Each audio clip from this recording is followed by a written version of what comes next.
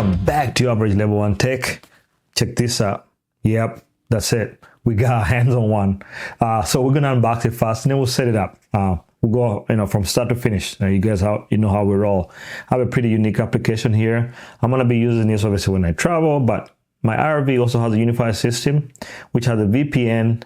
But then a lot of times we have tech and I have to remember to turn on the Wi-Fi. So it'd be nice to just use the Wi-Fi on this thing and not have to worry about having a different network for the RV. So we're gonna unbox this and let's go set it up. Shouldn't be too much here, so we'll try to make it quick. All right, let's jump into unboxing mode here. Okay, here we go. Very simple. I don't anticipate it's gonna be too much fanfare with this. You know how UniFi keeps things simple. Simple tab here. Pull that. Oof, very satisfying click. I like that sound. Pull this out. See what we got. Packed in there nice and tight. They didn't waste any room with that box. So, all right, so this is the main unit. We'll look at that in a bit. Okay, what else? What else we got? Nice. I like when they have these braided cables. These are, usually that tells you it's a pretty decent quality, I feel like. So we'll put that there to power the system. Manual. We don't read manuals here, so we'll get that out of the way. And let's look at the main unit. So this is the guy here. This is why we're all here. These have been surprisingly hard to find. I bought this directly from UniFi, and they've been really hard to find. So anyway, there's nothing too much to it. This unboxing process. Try to keep the. Who am I kidding? We're just gonna rip that. Try to be graceful. There's no. All right, very simple, straightforward device. UniFi up here. Looks like this is where your internet comes in, and I'm guessing this is for your switch. Let's get to the lab here and set this up. Let's go ahead and go through the setup process. This is the setup I kind of went with. This is the Power Traveler. I don't think they sell these anymore. It's supposed to be water resistant. Could see it has an Ethernet cover, USB-C. 10,000 milliamps, but I chose this as my primary go-to because it has this low strap here. Okay, with that said, we do have Ethernet here, but I think we're gonna set it up according to what UniFi here recommend. The beauty of this, you don't need to have a UniFi account to set this thing up. You could just literally download the app and go through the process without the UniFi account, based on what they say on their website. But I think we're gonna go with this method here because I feel like this is how this thing is intended to be activated. We'll see if it shows up in the console. I don't think I'm gonna care too much about that. We're gonna go through the app here. So now I've not powered this on. So I'm going through this whole process with you guys, and I got my phone going.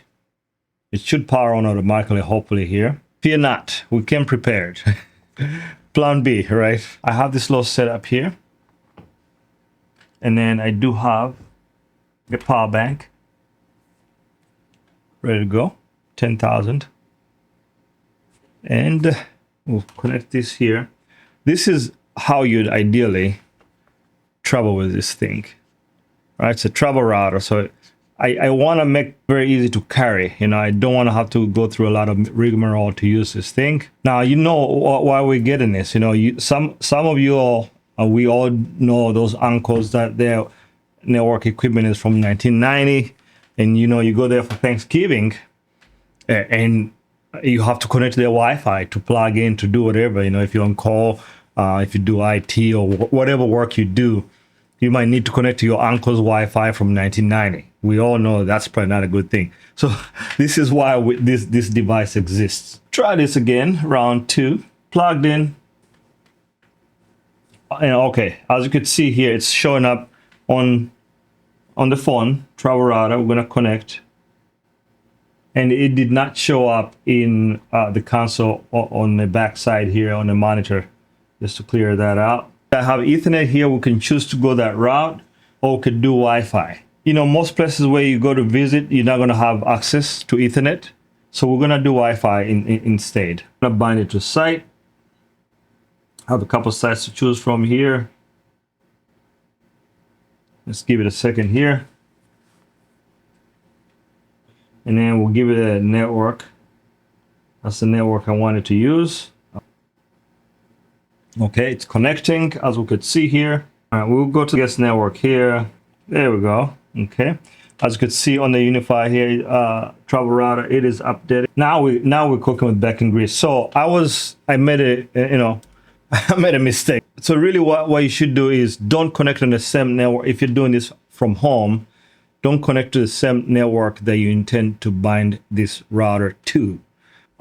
So I put it on the guest network there, which I only turn on when there's guests here, and then it connected. But before, if I chose my primary Wi-Fi that was binding to this, it was not working. All right, so this is gonna get updated, and then we'll go on the road here, and we're gonna go test it out and see how that works on another network to give you a full picture.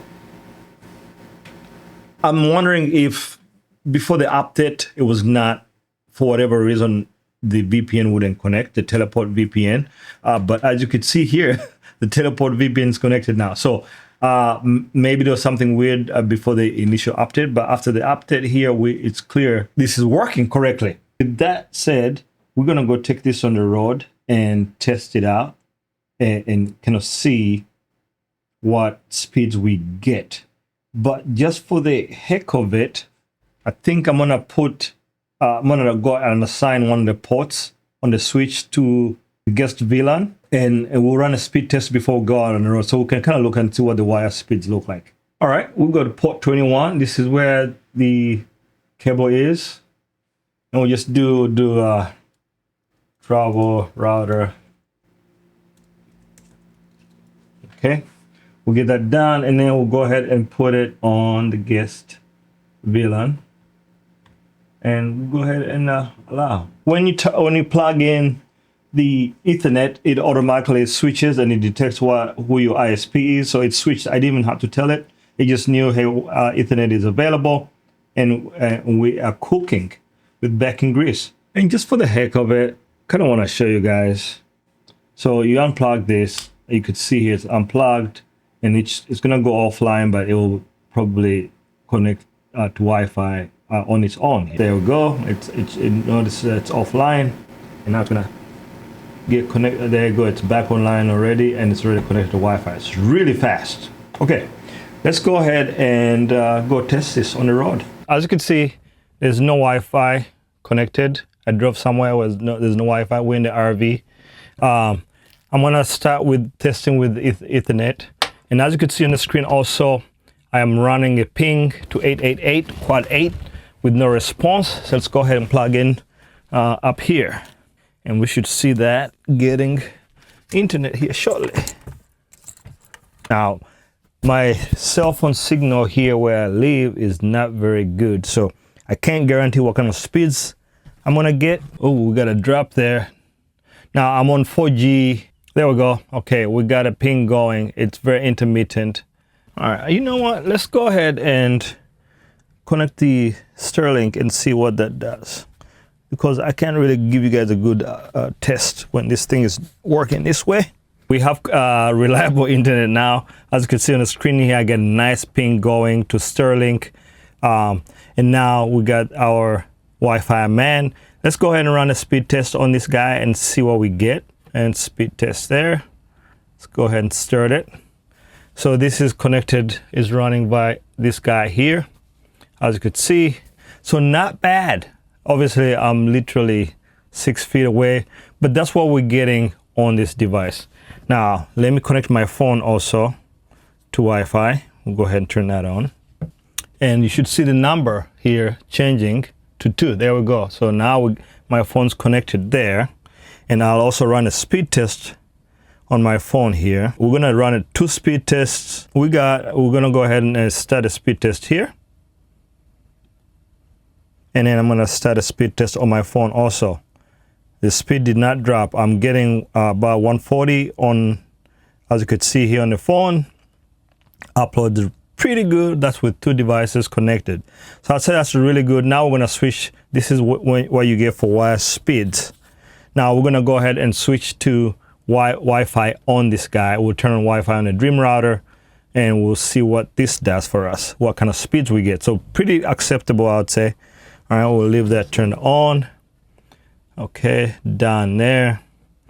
We'll leave the ping going, and let's go ahead and unplug this. Actually, before I do that, let me go ahead and turn on Wi-Fi. Now we'll go ahead and unplug this guy, and we should see that network drop.